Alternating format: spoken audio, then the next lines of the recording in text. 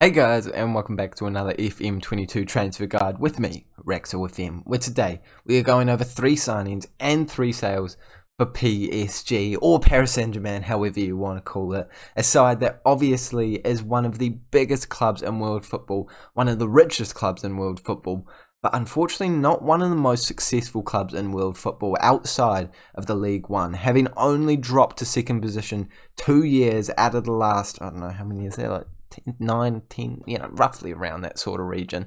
So I think the goal for this save would have to be to achieve the Champions League glory by winning that title, as well as getting them back to the top of the Ligue 1, which realistically shouldn't be too hard. With the man, the myth, the legend, Lionel Messi signing for the club, I think that only a couple of good signings and sales are needed to be done here, but that is exactly what we're going to be doing. If you are excited for that, please make sure you do smash the like button on today's video. It helps me out a lot in the algorithm, as well as subscribing to the Rexel FM YouTube channel so you don't miss the daily Football Manager content coming your way with transfer guides and Let's Play series. And of course, the League One is dominated by PSG, so unsurprisingly, the board is wanting you to win the League 1 this year, and they want you to reach the semi-final of the Champions League as well as winning the French Cup. So high expectations all across the board from this board, but I think it is fair enough with the players you have, the amount of money this club brings in, and the amount of transfer budget you actually have, which is 30. Oh, that's not the correct screen. There we go, 38 million pounds. A little disappointing that you don't get 100% of the transfer revenue. You bring in only 80%, but still a very tidy amount of money to start your save off with. They want you to sign high reputation players with that money, play attacking football, grow the club's reputation. It's already got a pretty good reputation, increase commercial revenue, and all of this other stuff, including working within the wage budget and maintaining the club's reputation. That all comes with just playing well, and of course you're only going to play well if you have good players. So let's jump into the first couple of sales, well, the 3 sales, so that we can then make some transfers. The first sale is often the easiest one, and I think this one is the easiest. Kurzawa is a very good left back who looked like he was going to be an incredibly promising player when he was young. He came in from Monaco for £18.25 million, but he never solidified himself as a world-class left back, and now he is not even the first choice, not even second choice left back for PSG. If we go into the squad depth screen, we can actually see that he is the third choice behind, no, he's not even third, he is 5th choice behind Bernat, Hakimi, Diallo and Mendes.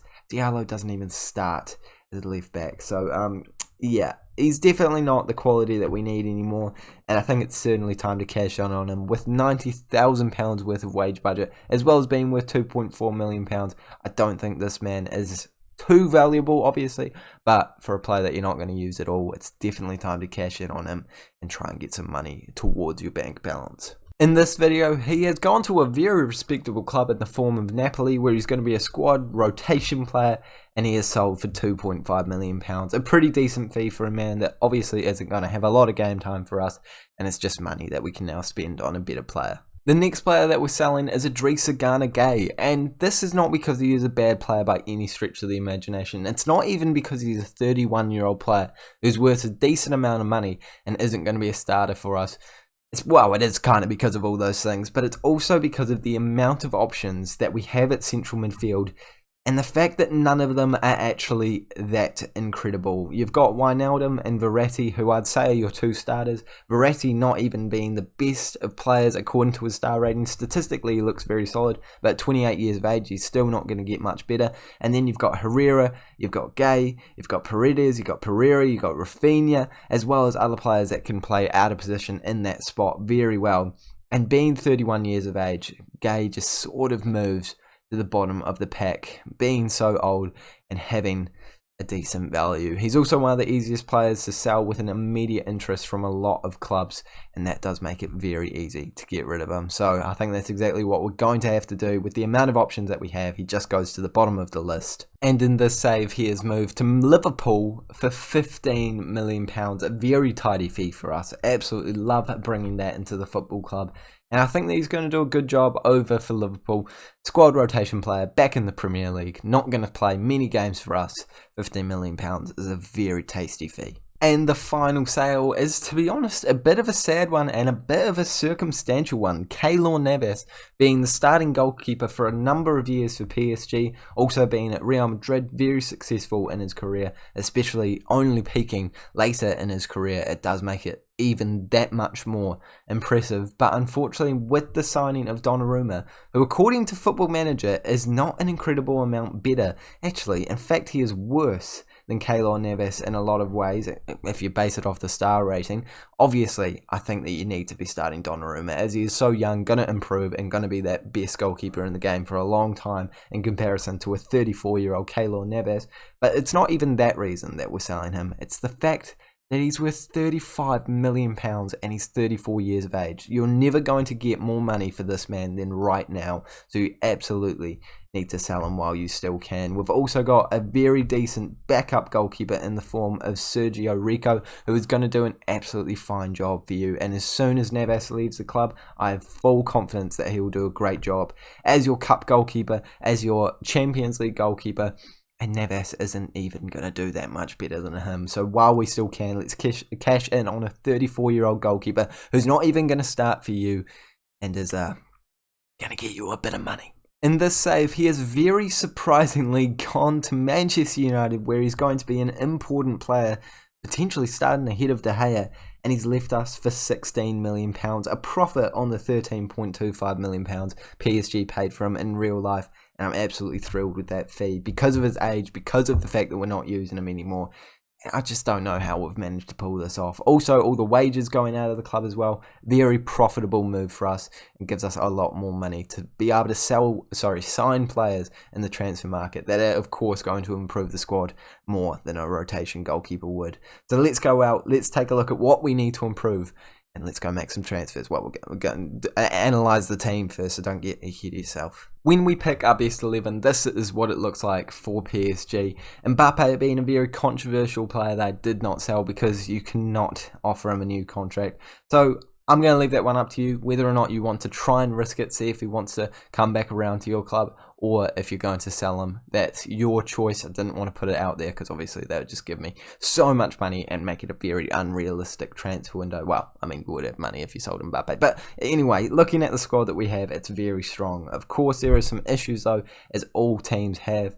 And if we go to the squad depth screen, my favourite screen, we can of course see them in a lot more detail. Starting with the striker position, Mbappe and Icardi are your only two options, and that is immediately not enough. Mbappe potentially going to start on the wings for you, depending on what you want to use this team and how you want to use this team. Icardi being your only rotation option is not enough for this squad, and that is just pure fact.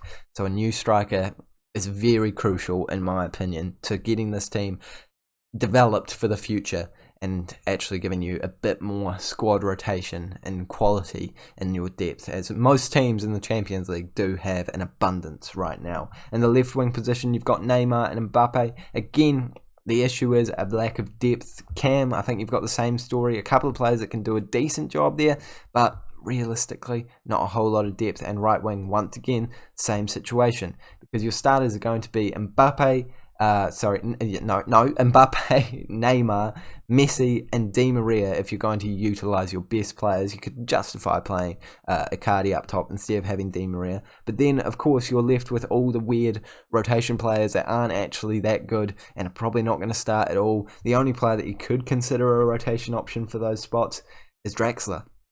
And I don't know if he's quite the quality we need. So I reckon a player that can cover all of these positions would be ideal, but I think that striker is the most important of the rotation options. In central midfield, once again, I think you've got a lot of options, but not a lot of quality. Verratti and Wijnaldum, two very decent options, but both aging players, not an abundance of young players in here at all. 24-year-old however you say that name, is your best young central midfielder, and he is a centre-back.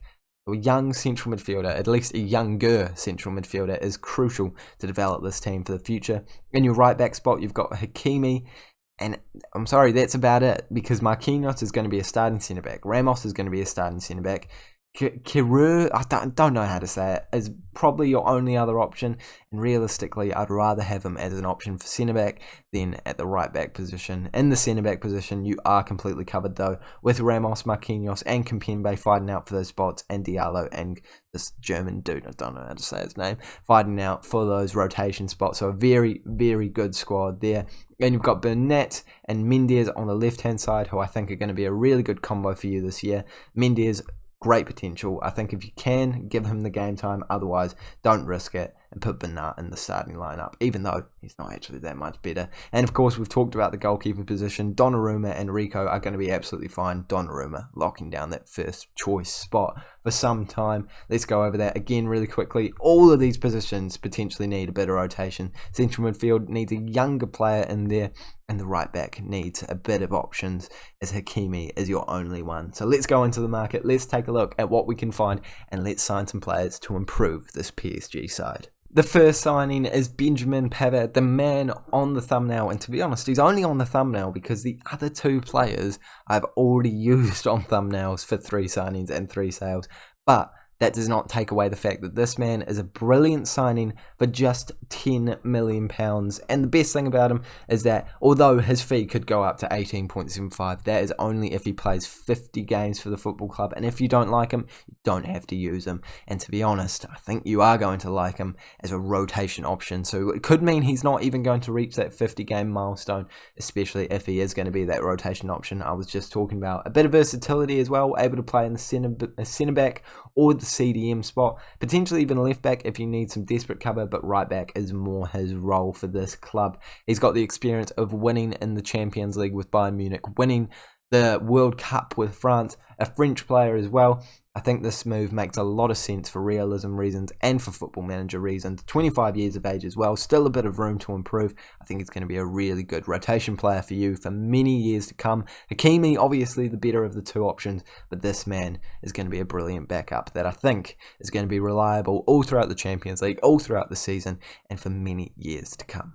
The next player that I've brought in is, of course, a player we all love signing in Football Manager this year, and I couldn't help myself but bring him into this PSG side because Franck Kessie is perfect for that central midfield role. He can play as a box-to-box midfielder, he can play as the ball-winning midfielder, or he can even play as a deep line playmaker if that is what you want to do with him. He comes in for just £20 million, could eventually rise to 41, but even that is an absolute steal for a man who is in his prime at the moment. World-class midfielder, 24 years of age, 3.5-star current ability, 4-star potential ability, 77 to 97 million pounds worth of value, and he is already your first choice central midfielder, going up next to Wijnaldum or Verratti, whoever you prefer, but you need to be starting this man. What a player, what a signing, what a bargain, and I just had to put him in another 3 signings and 3 sales. After all of the ones I've already put him in, I think this one might be the one he is most suited to though.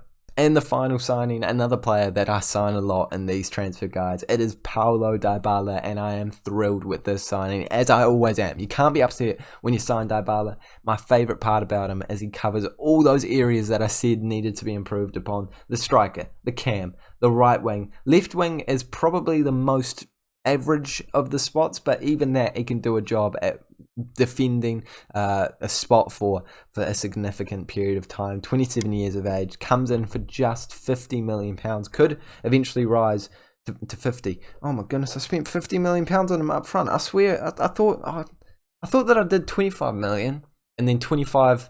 I thought, okay, no, I swear on my life, you can get him for about £25 million and then do the rest on after league appearances. But I must have accidentally done it on installments this time. So, yeah, my bad. That explains why I needed to convince the board to pay a little bit extra for him. I was about to say that, but yeah, that's why. But of course, an elite striker, central attacking midfielder, going to push for those starting spots for you. Might not be a starter, but I would say if you work the team the way I would be working the team, he is going to be an absolutely brilliant cam for you / striker all year long. So let's take a look at this PSG side now. And you thought that the team couldn't get any better. Well, let's take a look at it. Dybala in cam, Messi on the right wing, Neymar on the left wing, Mbappe up top, Kessie with Verratti. I would personally do Wijnaldum and Kessie for the time being.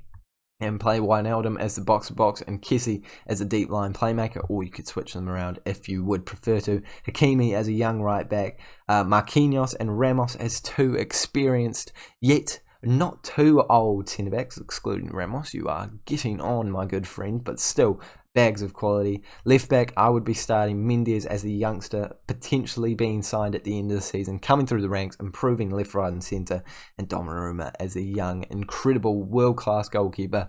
This team is a Champions League winning team. It just is. I'm sorry, there's not any flaws in this team I can actually see, apart from arguing that maybe the young right and left backs aren't what you need, and I would argue that they are. They're very good for what they are, especially at their age, and with the development that they can bring. I think that this team is pretty close to perfect. Of course, you're not doing a PSG save for a challenge, so I want to see if you can make these transfers and actually win the league and the Champions League. So let me know down in the comment section below if you signed any of the players that I signed in this video. Did they help you? Who did you sign in your PSG save, and who you want me to do a 3 signings and 3 sales for next? Please genuinely give me recommendations. I'm like running out of ideas because I've kind of done most of the big teams in the world, so I got to get them done off camera, and of course I'll give them to you on camera. If you like this video and subscribe, you will see them straight away, and I'll see you all later.